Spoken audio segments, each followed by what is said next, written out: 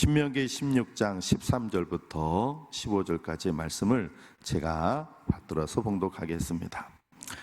너희 타작마당과 포도주 틀에 소출을 거두어 들인 후에 이레 동안 초막절을 지킬 것이요 절기를 지킬 때에는 너와 네 자녀와 노비와 네 성중에 거주하는 레위인과 객과 과와 과부가 함께 즐거워하되 내 하나님 여호와께서 택하신 곳에서 너는 이레 동안 내 하나님 여호와 앞에서 절기를 지키고 내 하나님 여호와께서 내 모든 소출과 내 손으로 행한 모든 일에 복 주실 것이니 너는 온전히 즐거워할지니라.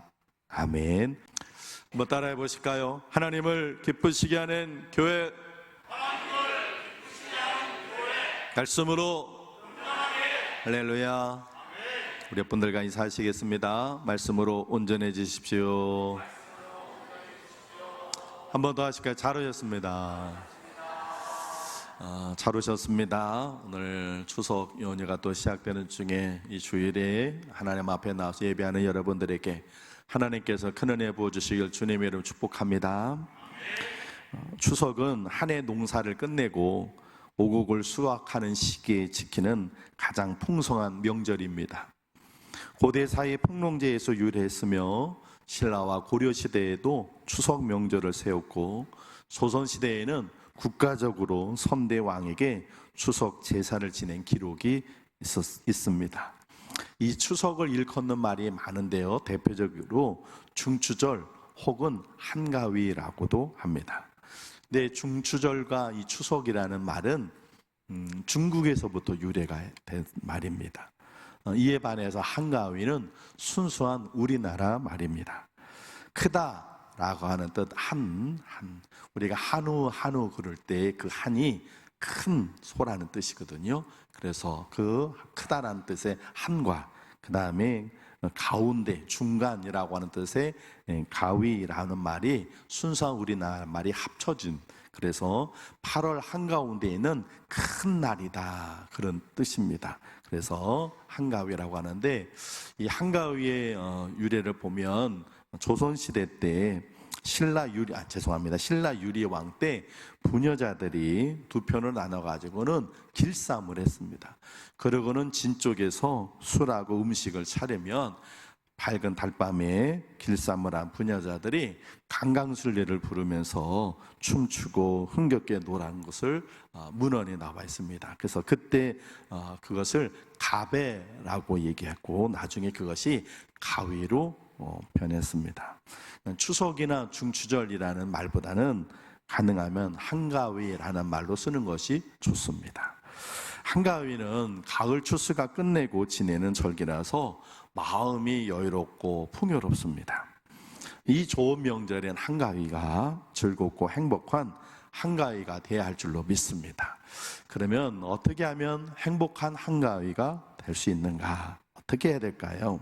그저 휴일이기 때문에 즐겁고 기쁜가요? 그렇지 않습니다. 이 좋은 명절의 한가위가 행복하고 즐거운 한가위가 되려면 성경의 말씀을 따라야 합니다.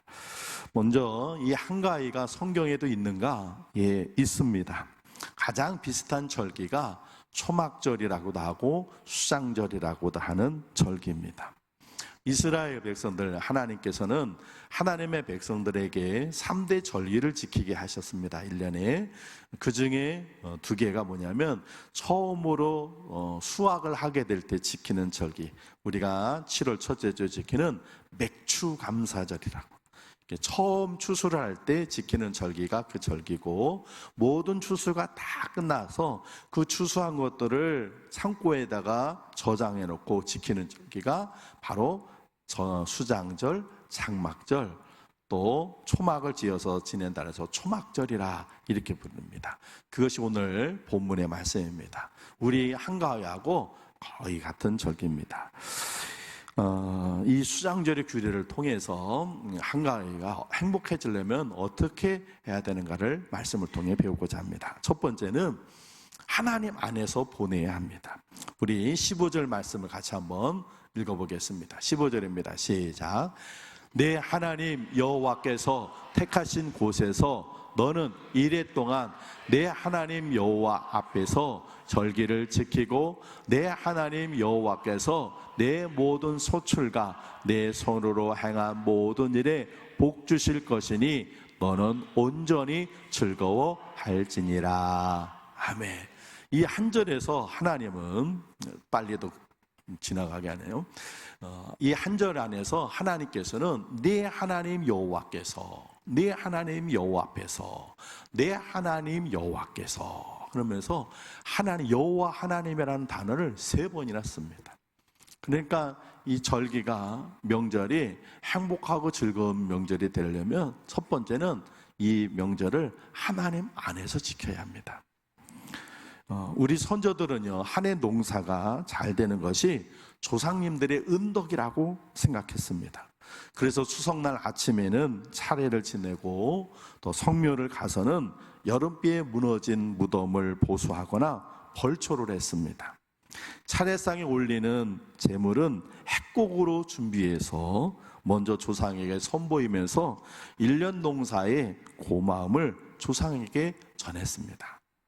그런데 이런 말이 있습니다. 죽은 자는 말이 없다. 아니, 돌아가신 분이 무슨 힘이 있어서 자식들에게 복을 주시겠습니까? 사람은 죽으면 낙원이나 음부 둘 중에 한 곳으로 가게 됩니다. 죽으면 그 영혼이 몸에서 나와서 낙원 아니면 음부로 가는 것입니다. 세상을 떠돌아다니면서 자손들이나 이 땅의 생활에 영향력을 미치는 것이 아닙니다. 만약에 실제로 그렇게 된다면 이 땅은 대혼란이 일어나게 될 것입니다. 자, 왜 그러냐면요, 여러분들 손주를 두신 분들, 그분들의 그 카톡방에 들어가면 전부 다 누구 사진만 있어요. 손주들 사진만 가득합니다. 자식보다 손주가 그렇게 좋은지 모르겠어요. 저는 아직 손주를 못 봐서. 그런데 그렇게 손주 사진으로 도배를 하신 그런 분들이 돌아가셔서, 그래서 영혼이 돼가지고 이곳을 떠돌아다니면서 이 땅에 영향력을 미치는 존재가 된다면 다 자기 손주들한테 잘 되게 해줄 거잖아요. 그죠? 자기 손주들이 다 부자 되고 자기 손주들이 다 출세하고 성공하도록 만들 거 아니에요. 예전에 외국 영화 중에요, 어떤 사람이 하나님이 됐어요. 그래가지고는 그 사람이, 하나님께서 내 능력을 너에게 준다. 그래서 그 사람이 하나님이 됐어요. 하나님이 되니까 막 못하는 게 없는 거예요. 다 뭐든지 하는 거예요. 막 신이 나요. 그런데 하나님이 되시니까 사람들이 기도에 응답해 줘야 돼요. 그런데 전 세계 사람들이 하나님한테 기도하는데 그걸 다 들어주고 그걸 다 해주려니까 너무 막 번거롭고 힘들고, 그러니까 그 사람이 이렇게 돼버렸어요. 다 들어줘라, 다 이루어져라 그랬어요. 그랬더니 어떻게 됐어요? 온 세상이 난리가 났어요. 다 회사가 다 주식이 막 올라가고 막 엉망진창이 돼버리는 거예요. 여러분 생각해 보세요. 조상님들이 후손들에게 복을 준다, 그래서 후손들의 그 삶에 영향력을 미친다, 그러면 세상에 안 될 사람 하나도 없는 거예요. 다 잘 되는 거예요. 그래 뭐가 돼요? 혼란이 되는 거예요. 돌아가신 분들은요, 후손들에게 아무런 영향력을 미치지 못합니다.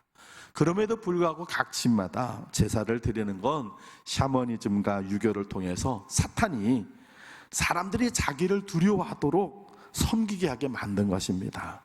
그래서 우리 기독교에서는 제사를 지내지 않는 것입니다. 그렇다고 우리가 조상의 은혜를 부정하고 무시하는 건 아닙니다. 조상의 은혜는 감사하고 그 은혜는 기억해요. 그러나 지방을 써서 붙이고 음식을 차려서 절을 하는 것이 귀신을 섬기는 것이지 조상의 은혜에 감사하는 것은 아닙니다. 음식을 차려놓으면 조상님들이 찾아오신다고 생각하는데 도대체 어떤 조상이 온다는 겁니까? 얼굴도 모르는 후손이 어디에 사는지도 모르는데 어떻게 찾아와요? 혹 신령해서 찾아온다고 한들 차려놓은 음식을 드실 수 있습니까? 저도 어렸을 때 저희 이제 제사를 지내 외갓집에서 큰 집에 가면 큰 집에서 제사를 지내요.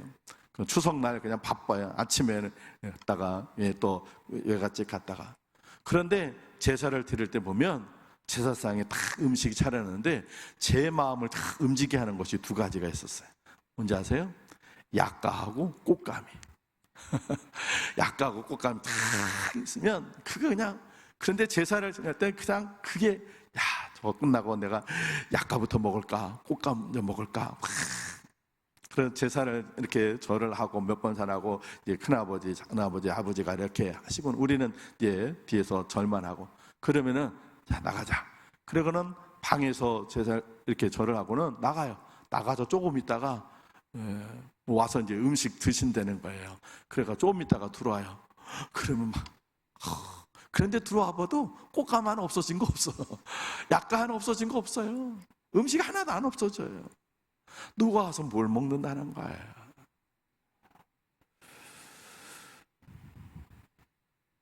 이런데도 아직도 음식을 차려놓고 절을 하는 사람들이 얼마나 많은지. 기독교인들이 제사를 지내지 않는다고 마치 조상도 모르고 부모의 은혜도 모르는 후레자식인 것처럼 비난하는데 그렇지 않아요. 우리는 조상들한테 고마운 마음은 갖고 있어요. 조상이 없다면 우리도 없는 것이기 때문에 그래요. 뿌리 없는 나무 없듯이 우리도 조상들의 은혜는 알고 있어요. 그러나 우리가 조상들에 대한 고마움은 갖고 살지만 우리에게 복을 주시고 한 해 동안 잘 되게 지켜주신 분은 하나님이신 줄로 믿습니다. 그래서 우리는 하나님께 예배하는 거예요. 우리 성도들도 조상들의 묘소를 가서 둘러보고 벌초도 합니다. 예, 그렇게 하세요. 무덤도 잘 벌초도 하세요. 잘못하는 거 아니에요. 그러나 예배는 누구에게 드려요? 하나님께 드리는 거예요. 예배를 드리고 온 가족이 둘러 앉아서 돌아가신 할아버지, 할머니 추억들을 나누며 가족, 자녀들에게 조부모나 또 증조부모들에 대해서 이야기를 들려주는 것이 훨씬 유익한 것이에요. 저는 할아버지를, 제가 태어나기 전에 외할아버지가 돌아가셨고 친할아버지는 이북에서 피난을 못 내려오셨어요. 아버지 형제분이 10남매신데 막 6.25 전쟁에 하고 막 그러니까 아버지 고향 항해도 해주신데 할아버지가 5남매를 데리고 10남매셨는데 5남매를 데리고 있고 할머니가 5남매를 데리고 그리고 피난 내려오셨다가 휴전선에 갈라지면서 이산가족이 되셨어요. 그래서 외할아버지는 사진으로도 봤는데 친할아버지는 성함밖에 몰라요. 피난 내려온 분들이 무슨 사진을 가져왔겠어요. 그러니까 할아버지한테 아무것도 없어요. 사진도 없고 살아계신지 돌아가신지 나중에는 돌아가셔서 그 연세가 많으시니까 제사를 드렸는데 그런데 명절 때만 되면 가서 제사를 지내는데 아니 외할아버지 사진은 그래도 얼굴이라도 사진이 있으니까 보고 친할아버지는 하나도 이름밖에 모르는데 그런데 제사를 지내면 끝이에요. 차라리 그 시간에 삼촌이 야 너희 외할아버지는 이런 분이셨어.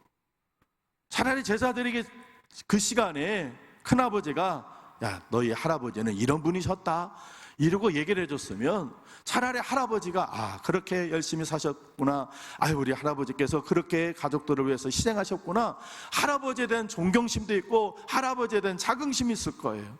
그런데 그런 건 하나도, 할아버지가 어떤 분이셨다 어떻게 살았구나 하나도 안 하고 그냥 지방 써가지고는 거기다가 절만 하라는 거예요. 그러니까 어렸을 때 제가 절만하면서도 아니 나 본 적도 없는 할아버지, 살아계신지 돌아가신지 모르는 할아버지 어떻게 사신지 모르는데 절만하면 여기 할아버지가 오시나? 어렸을 때도 제가 마음속에 그런 의구심이 들었어요. 나중에 교회를 다니면서 보니까 그건 아닌 것을 알게 됐죠. 사랑하는 성도 여러분, 올 한 해 지금까지 지내온 것은 하나님의 은혜입니다. 할렐루야. 이 한가위에 하나님께 감사하고 예배하는 명절이 되시기를 주의 이름으로 축원을 드립니다.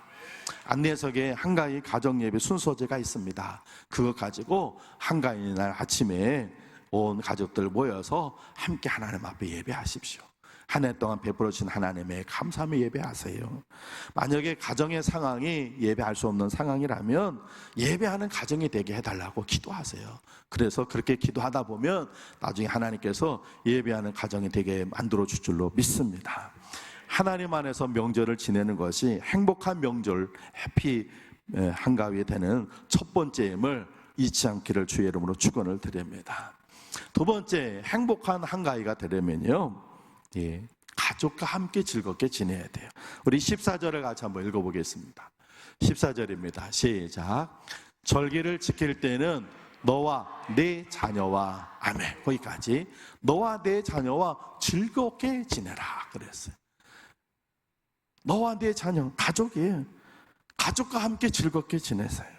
가족들과 함께 이 명절을 즐겁게 지내야 해피 한가위가 되는 줄로 믿습니다. 할렐루야.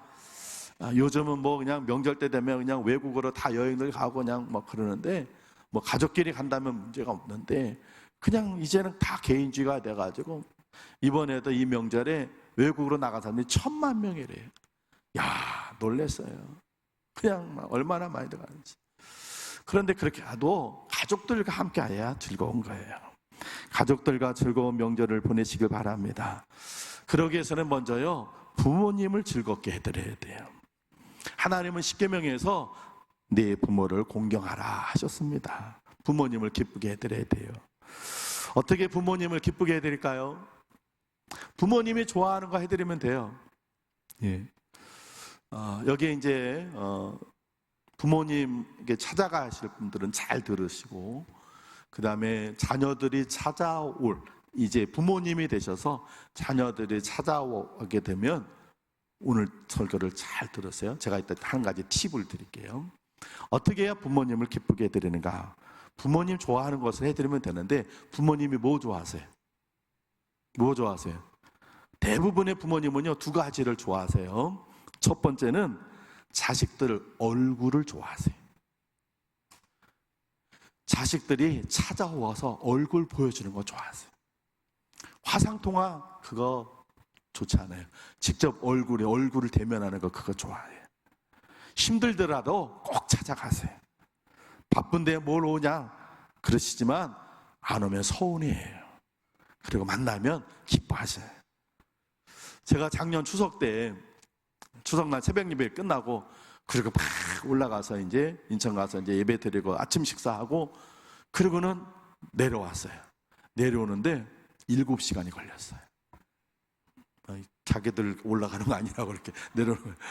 여러분 생각해 보세요. 인천서 대전까지 내려오는데요, 2시간, 좀 맡기면 2시간 10분 15분이면 되는데요, 7시간이 걸렸어요. 아침 먹고 예배 드리고 아침 먹고 거기서 출발했는데 집에 오니까 저녁 먹었어요. 중간에 점심도 못 먹고 차 안에서 7시간을, 와, 너무 힘들고 지쳐. 그래서 제가 도착하고 이렇게 했어요. 내년부터는 이제는 명절에 올라가지 말아야겠다, 다 이렇게 했어요. 우리 아이들이 들었어요. 그러더니 올 설날 돼가지고 제가, 야 가자 그러니까 애들이, 아니 지난번에는 안 간다고 그러고서는 왜 또 가냐고 그러는 거예요. 그래서 제가 이렇게 얘기를 했어요. 야, 할아버지하고 외할머니가 사시면 몇 년을 사시겠냐. 우리가 좀 힘들더라도 가서 인사드리자. 그래가지고 지난번에 설에 올라가서 인사를 드렸어요. 어르신들 좋아하는 거는 자식들 얼굴이에요. 얼굴을 보는 걸 좋아하세요. 그러니까 힘들더라도 찾아가세요. 말씀드린 대로 뭘 오지 마, 오는데, 아니 그래도 가면 좋아하고, 안 찾아오면 서운하고 섭섭해하세요. 그러니까 꼭 안 가겠다고 이번에는 뭐 여러 가지 그러지 마시고 이번에도 꼭 부모님을 찾아뵈시길 바랍니다. 그 다음에 두 번째, 부모님 뭐 좋아하세요? 예? 맞아요. 돈 좋아하세요. 돈 좋아하세요. 어른들 돈 좋아하십니다. 돈이 좋아서 돈 좋아하는 거 아니에요. 돈이 필요해서 좋아하는 거예요. 노인네가 뭔 돈이 필요하다, 그런 소리 하지 마세요. 어르신들 집에 가보세요. 약봉지가 이만큼씩이에요. 밥보다도 약을 더 많이 드세요. 드시기만 하세요? 바르기도 하고 붙이기도 하고 그래야 돼요. 그 병원비, 그 약값 공짜예요? 아니에요. 돈으로 다 들어가는 거예요. 손주들이 오면 용돈도 쥐어줘야 되잖아요. 자식들이 온다고 안 드시던 거 막 사다가 또 막 이것저것 준비해 놓으려면 그게 다 돈이에요. 그런데 젊어서는요, 월급도 있어요. 모아놓은 돈도 있어요. 그런데 나이 드니까 모아놓은 돈은 거의 다 떨어지고, 노령연금이라고 해봐야 몇 푼 안 되고, 월급은 이제 더 이상 받을 수가 없고, 노인 일자리 가가지고 일해봐야 개미 눈물만큼밖에 안 줘요. 그러니까 항상 돈이 고픈 거예요. 그런데 자식들이 오면서 틀 위로 씻기도 힘든 소고기 사왔다고 엄마 그리고 소고기 안 반가워. 과일은요 집에 있는 것으로 충분해요. 과일 사갖고 가지 마세요. 고기 대신 과일 대신 뭐? 용돈을 좀 더 드리세요. 소고기 살 돈으로, 과일 살 돈으로, 그걸로 돈으로 용돈을 좀 더 드릴 거, 뭐 가서 용돈도 드리지만 조금 더 해서 용돈을 드려보세요. 그러면 부모님이 좋아하세요. 우리 이제 부모님 찾아갈 성도님들은 꼭 기억하시고, 자녀들이 찾아올 그런 이제 부모님이 되신 성도님들은 제가 아까 팁을 드린다고 그랬잖아요. 자녀들 오기 전에 오늘 제 설교를 보내주세요.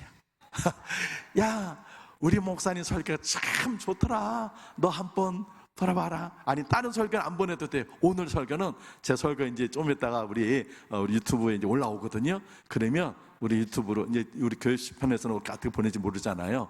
그러니까 유튜브에 제 설교 이제 올라가요. 다른 설교 안 보내셔도 돼요. 뭐 훌륭하신 목사님 설교 잘했으니까 오늘 이 설교는.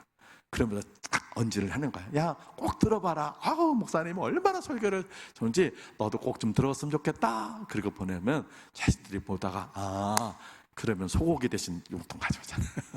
그러니까 아유, 저거는 나하고 뭐 상관없는 설교야 그러지 마시고 자녀들에게. 그렇다고 자녀들한테 야, 돈 좋아? 돈 줘? 이럴 수는 없잖아요. 그러니까 은근하게. 그래서 우리 어르신들은 뭘 좋아하세요? 돈을 좋아하세요. 돈이 좋아서 좋은 게 아니라 연세가 될수록 돈이 필요해요. 수입은 적고 지출한 분들이 많으니까 그만큼 돈에 대해서 필요성이 많아지니까 돈이 좋으신 거예요. 돈 하시는 그러니까 그 돈이 좋아서가 아니라 돈이 필요해서 좋아요. 그러니까 우리 자녀분들은 꼭 기억하시길 주님 축원을 드립니다. 그 다음에 동기간하고 즐겁게 보내야 해피 한가위가 돼요. 동기간하고 즐겁게 보내는 방법은 내가 좀 더 희생하면 돼요. 가족들끼리 모였을 때 내가 더 수고하면 됩니다. 모이면 식사들하고 간식을 먹게 되는데 그러면 일거리가 많아져요. 그때 내가 좀 더 움직이고 더 수고하면 동기간과 즐겁게 보낼 수 있습니다. 올케보다 시누이가 더 수고하면 돼요. 윗사람이 아랫사람보다 더 움직이면 돼요. 남자라고 가만히 있으면 안 되고 여자들이 하는 일을 부지런히 도와주면 모임은 즐겁게 돼요. 그런데 시누이라고 그냥 올케만 부려먹고 있어. 손윗사람이라고 아랫사람에게 지시만 해. 남자라고 손 하나 까딱 안 하고 가져다 주는 건 다 먹어가지고 그네건 밥상 뒤에 끝나고는 이쑤시기만 하고 하나도 날라주지도 않고 설거지 안 하죠. 그러면은 화가 나는 거예요. 나도 친정에 가면 시누이야. 나 이게 시누이인데 내가 뭐 언제까지 올케인 줄 알아? 나도 똑같은데. 그런데 그러거든. 서로가 조금 더 양보하고 신행하고 조금 더 윗사람이 좀 도와주고 남편이 평소에는 안 하더라도 이런 때 일이 많으니까 힘드니까 그러니까 해가지고 도와주고 안 하도 설거지도 좀 해주고 음식도 날라주고 청소도 하고 좀 행주 가져다가 상도 닦아주고 그러면 행복하잖아요. 하던 대로 그냥 손 하나 까딱 안 하고 시켜 먹기만 하고 이러면 행복한 한가위가 아니라 가족 중에 단 한 사람이라도 얼굴이 우르르 이렇게 되면 전체 그 분위기가 다 퍼지니까 안 좋은 거예요. 행복한 한가위가 되도록 서로가 서로를 도와줘야 합니다. 그렇게 수고하고 노력하면 행복한 한가위가 될 줄로 믿습니다. 아울러 집안 식구들끼리 모였을 때요, 대화 가운데 하지 말아야 할 주제가 있어요. 뭐예요? 정치 얘기하지 마세요. 정치 얘기하지 마세요. 예, 아버지하고 아들하고 정치 얘기하면 싸움밖에 안 나요. 아버지는 보수고 아들은 진보거든 대부분. 그러니까 생각이 달라. 뭐 이재명이 윤석열이 그런 사람들 김건희 입에 꺼내지 마세요. 이번 추석 때는 그 뭐하러 괜히 왜 좋게 얼굴 만나가지고 정치 얘기해가지고 인상 쓰고, 아유 아버님 그래가지고 이 나라 꼴이 이래, 그러니까 야 이 너가 뭘 와서 그래 이놈아 막 이러고서는 얼굴 묵혀가지고 싸우고는 가면서 내가 다시는 내가 오나보다 막 이러고 가면 안 돼. 정치 얘기하지 마시고 또 무슨 얘기도 하냐면 종교 얘기도 하지 마세요. 예, 가족이 전부 다 집안 식구들이 예수 믿어서 예배 드리고 하나님께서 주신 은혜들을 간증하고 그런다면 몰라도요, 예, 불신자들이 가족들 있는 속에서 종교 얘기 나오면요, 예, 어제도 PD수첩에서 어느 목사가 뭐 어떻게 했다 뭐 이러잖아요. 그러니까 방송에서는 좋은 소식은 하나도 안 나와요. 교회가 뭐 섬기고 그런 거 하나도 아니고 어느 목사 어느 건 뭐 누가 했다 뭐. 그러니까 그런 것만 듣고선 사람들이 야 뭐 목사가 어떻게 했다는데 이러면 기분 나쁘잖아요. 아 그게 아니고 그건 2단이에요. 사람들은 2단인지 3단인지 5단인지 모르거든요. 그러니까 야 뭐 어느 애가 뭐 그랬다 막 그러면 서로 또 불편하지. 그러니까 종교 얘기도 하지 마세요. 그리고 결혼 얘기도 하지 마세요. 너 언제 결혼하냐? 너 어떡할 거야? 엄마가 뭐 아유 쟤는 지금 나이가 몇 살인데 그러지 마세요. 그래서 젊은 사람들이 집안에 안 가려고 그러는 게 결혼 얘기고, 또 우리 고3 학생들이 이제 어디도 기도했는데 너 학교 어디 가냐? 너 성적 어디 가냐? 알아서 공부할게요. 물어보지 마세요. 그냥 기도만 해주세요. 그런 얘기, 서로 불편한 얘기는 하지 마세요. 그러면 어떤 얘기 해야 돼요? 그냥 옛날에 좋았던 추억 얘기들 하세요. 옛날에 어렸을 때 막 재밌었던 얘기들, 그런 얘기 하세요. 그러면 기억이 돼가지고 아 좋지, 그러면 웃음꽃이 피어져. 그러는데 괜히 정치 얘기, 종교 얘기, 뭐 결혼하는 얘기, 뭐 애 학교 다니는데 뭐 누구네는 어떻게 이런 얘기 하면은 서로 불편하죠. 그러니까 옛날에 추억 속는 좋았던 얘기들 그 얘기만 하세요. 그래서 여러분이 서로 공감하고 웃을 수 있는 옛날의 추억들을 나누는 즐거운 만남이 되길 바랍니다. 그러면 짧은 만남이라도 가족들과 동기간들과 좋은 행복한 명절이 될 줄로 믿습니다. 마지막 세 번째로는요, 어떻게 하면 해피 한가위가 될 수 있는가? 나누는 명절이 돼야 돼요. 우리 14절 다시 한번 좀 읽어볼게요. 시작. 절기를 지킬 때에는 너와 내 자녀와 노비와 내 성중에 거주하는 레위인과 객과 고아와 과부가 함께 즐거워하되. 아멘. 하나님께서 뭐라고 하셨냐면 너와 내 가족들과 함께 즐거워. 그런데 그것뿐만 아니라 너희 집에 있는 노비들, 너희 성중에 있는 거주하는 레위인들, 또 객, 나그네들이죠. 고아와 과부, 소외된 사람들, 그 사람들과 함께 즐거워하라 그랬어. 함께 나눠야 돼요. 그렇게 할 때 행복한 한가위. 하나님께서 말씀하셨어요. 여러분 집에 명절 때 들어온 선물이 있을 겁니다. 추석 전에 여러분들이 인사드릴 분들에게 선물을 드렸을 거예요. 그것만큼 또 여러분들도 들어왔겠죠. 그런데 그거 어떻게 하실 거예요? 어려운 분들과 나누면 돼요. 추석 전에는, 명절 전에는 인사드릴 분에 인사했다면 추석 이후에는 내 주변에 홀로 되신 분들, 어려우신 분들, 도와줘야 할 분들에게 도와주시면 돼요. 그런 분들이 그렇게 선물 드린다고 아유 못 먹으니까 남는 거 가져왔구나 이렇게 생각하지 않아요. 들어온 과일이나 선물 중에 일부를 주변 분들과 나누면 돼요. 사랑은 받을 때도 행복하지만 베풀 때가 훨씬 행복해요. 어렵고 힘든 중에 봉사활동을 계속 하시는 분들은 그 맛을 알기 때문에 그러는 거예요. 그럼 나눠보세요. 저도 이렇게 우리 교회에 우체부 분들이 오시는데 그분에게 저도 설이나 추석 때 선물을 드리는데 이번에는 못 드렸어요. 우리 간사가 좀 왔다 갔다 하다 보이고 또 목사한테 이거 전해주세요 얘기했는데 못 해가지고 그냥 그분이 그냥 바쁘게 그냥 놓고 그냥 가셨어. 끝나고 드리면 되죠 뭐. 그죠? 그래서 그렇게 고마운 분들, 여러분 아파트에 사시면 아파트의 경비 보시는 분들, 여러분 집을 지켜주시고 고마운 분들이잖아요. 그런 분들, 여러분 주변 중에서 혼자 지내신 분들, 가족들끼리 막 하지만 홀로 지내서 외로우신 분들 있잖아요. 그런 분들에게 여러분의 집에 있는 과일이나 새로운 선물을 정한 것을 저는 나눠보세요.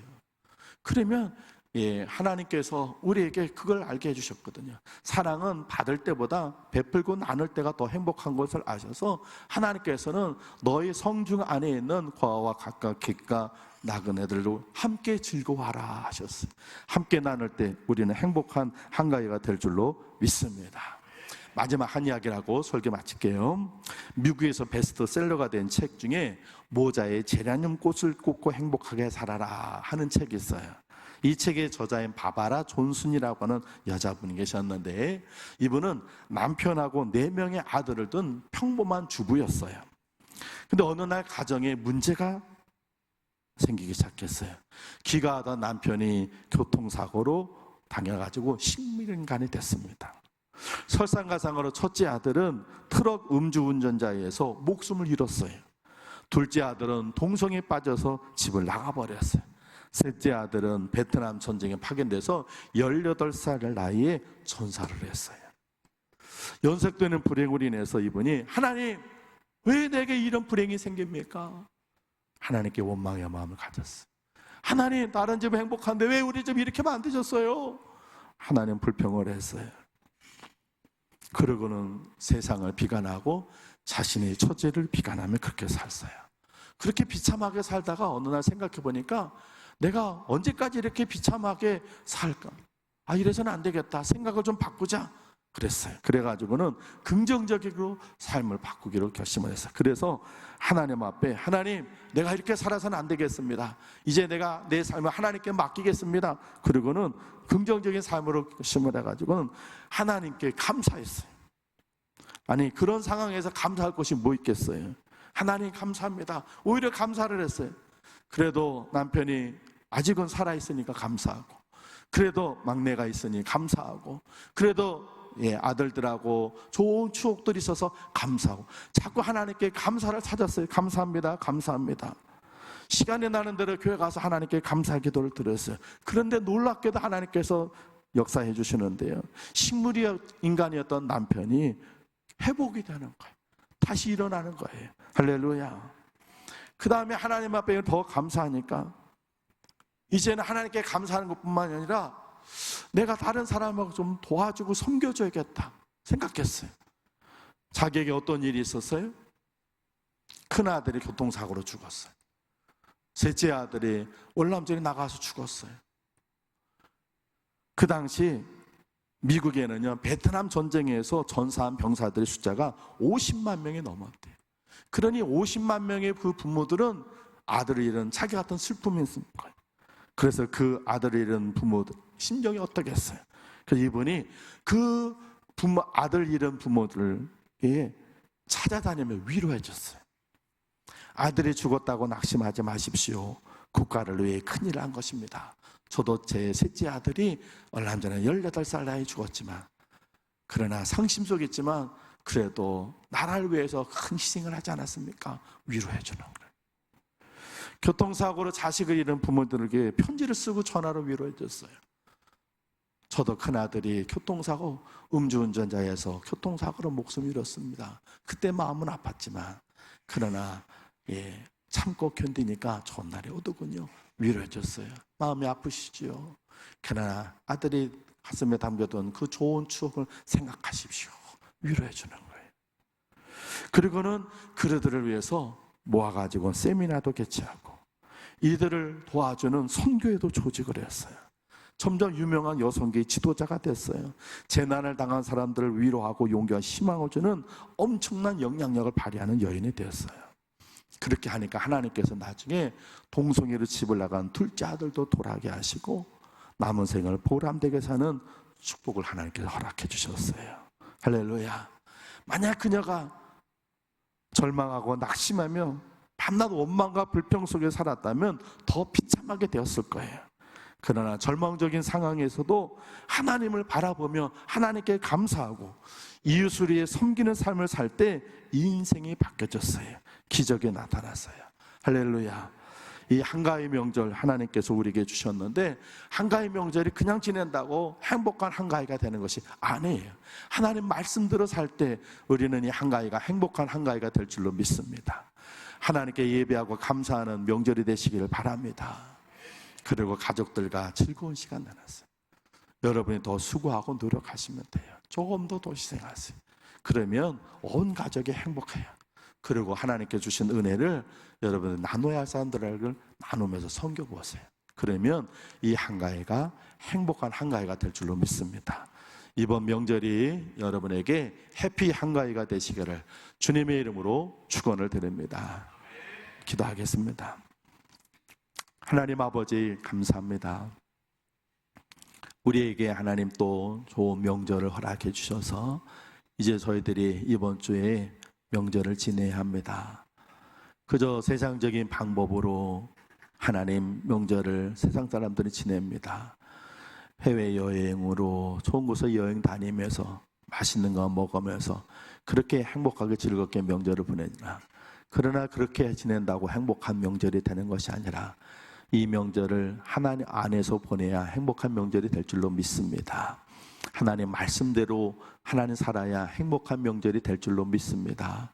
여호와 하나님과 함께하고 하나님께 감사하고 하나님께 예배하는 명절로 보내게 하여 주시고, 우리 가족들과 즐겁게 함께 나누고 또 어렵고 힘든 이들에게 하나님 베풀어 주신 은혜들을 나누며 그렇게 이 명절을 보내 행복한 한가위 되는 이번 명절 되도록 도와주시옵소서. 예수님 귀하신 이름으로 기도합니다. 아멘.